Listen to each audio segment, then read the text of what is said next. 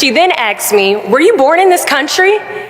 And I was immediately offended. And I said, yeah, I was born in this country. And then she says, do you have any kids? I said, no, I don't have any kids. She then asked me if I was married. And then I said, no, ma'am, I am not married. She says, how old are you? I said 19. May I help you find something?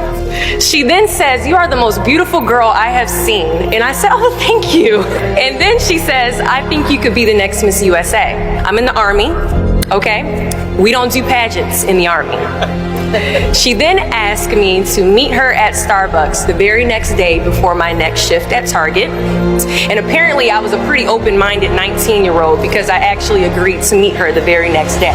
The next day she brought this foot-tall stack of pageant books and proceeds to convince me to enter into a state pageant. So 3 months later, I compete in my first pageant and I lose. I go back the second year, compete in the state pageant. I lose. Go back the third year, compete in the state pageant and lose.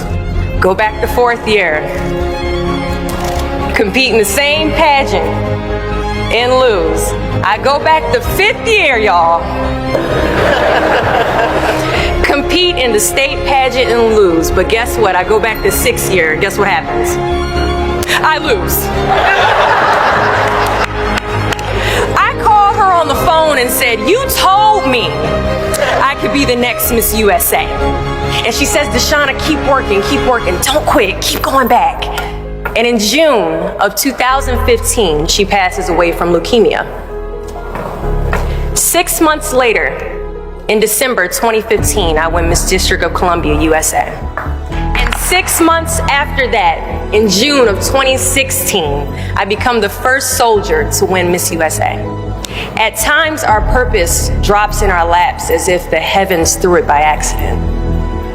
I ask only one thing of you all today after you leave this building. Do not fear failure, but please be terrified of regret. Giving up is the birth of regret.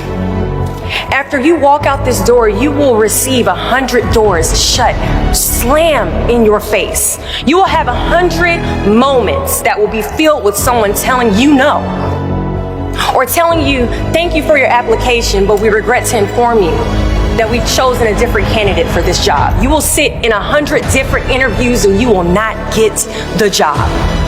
The reality of life is that we will all hear more no's than we hear yeses. And we will fail a lot, and I mean a whole lot. But what I ask of you today is to not take no for an answer. Don't be afraid of no's. Be afraid of the possibility of a yes that you have prematurely destroyed because you decided to quit before the clock strikes 12. I love a good no. Please tell me no. Telling me no is like adding fuel to a fire that is now set ablaze because of your single no.